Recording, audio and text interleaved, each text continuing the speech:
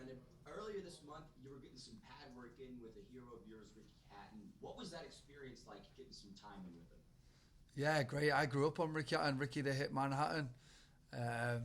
Brought massive crowds out to Vegas when we were younger, and he's an inspiration to every fighter in Manchester. He's a proper legend and a great fella, so it was good to spend the day with him. Now, obviously, late opponent change. That doesn't phase you at all, though, right? Listen, we entered a tournament. I got prepared for every style anyway, so it is what it is at this point. Last one for me, Brendan. If Boston Salmon was here right in front of you, what would you say to him? Nah, nothing. Shit happens, bro. Like, the guy's injured. Is what it is. We move forward and we fight whoever they put in front of us. Love it. Best of luck. Thank you. Max. How you doing, Brendan? This is Max going from the Going Live Network. Thanks so much for taking the time. Welcome, brother. Just had a quick question about the late minute replacement. Obviously, you do have a new opponent. What do you think about your opponent, and what do you think you have to neutralize to get the victory? To be fair, the guy's quite similar. I'm lucky in that aspect. I trained for a southpaw for 7 weeks, and luckily the guy's a southpaw. I just want to say a massive thank you to PFL and everybody, all the back staff, for finding someone on this short notice. And yeah, and just a massive appreciation to them because I've trained so hard for this fight, and I'm so glad I get to perform. Thanks so much, Brendan. I appreciate it, and good luck. Thanks. Dan. Hey, Brendan, just one last thing about the opponent change. Are you a person that watches a lot of tape preparing for fights, or is that something you let your coaches do? Yeah, we watched this guy. We watched him. We watched him a few times.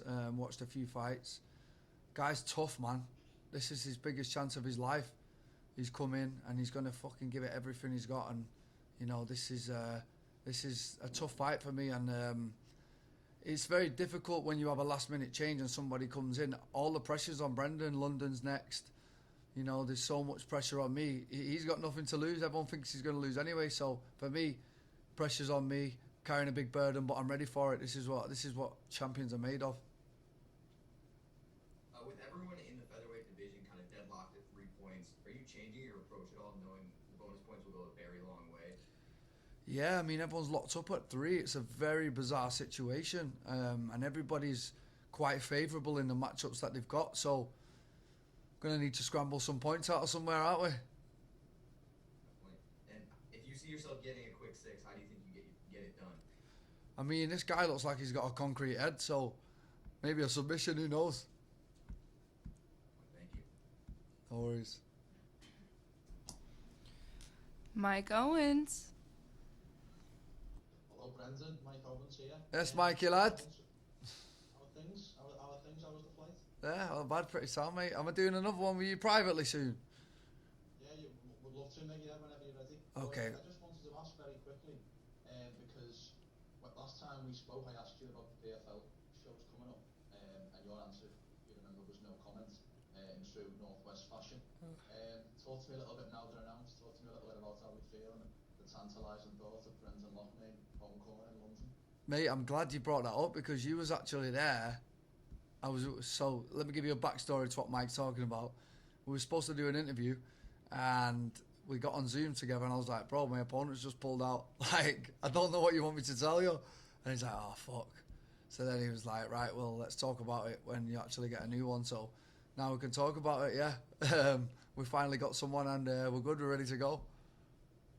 What I mean is, if you get through this next round, your next fight's in London, but talk to me a little bit about, I know you don't want to look past the guy on Friday night, but talk to me about the fact that your next fight could potentially be on English soil. Yeah, man, wow. After being in the PFL for so long now, I'm flying over here so many times, it's just a exciting thought that I only have to go 2 hours down the road and they all have to fly over to me and deal with the jet lags and deal with the bullshit travelling now. So yeah, let's do it. Brilliant, mate. Speak soon. Cheers, Mike.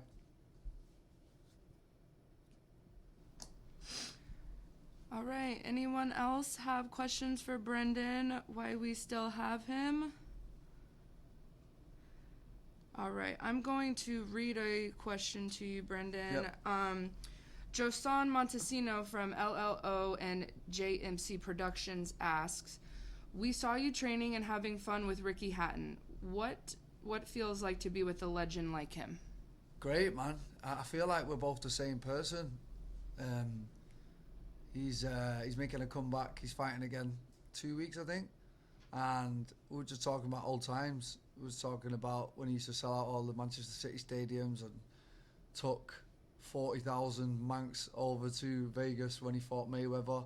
Talking about the Pacquiao fight. And I'm just a younger version of him by the looks of it. So yeah, it was an honour.